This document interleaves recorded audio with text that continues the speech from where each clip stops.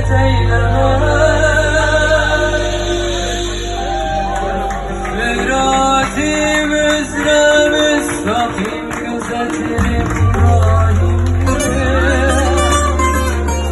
Zalim talim etmeyana minnet eyleme.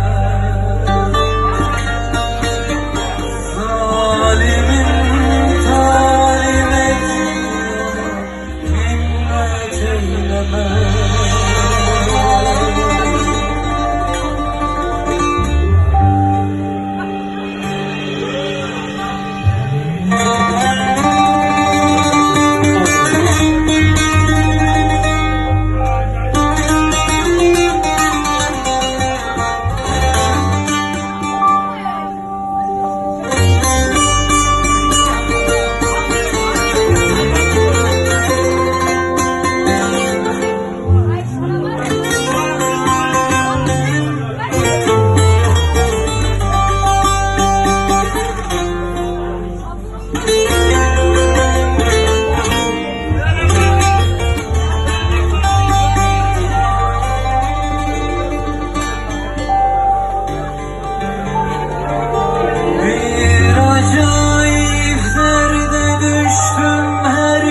Gider kârına.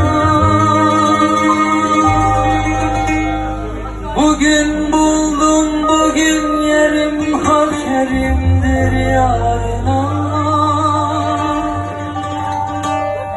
Zerrece tamahım yoktur şu dünyanın varına.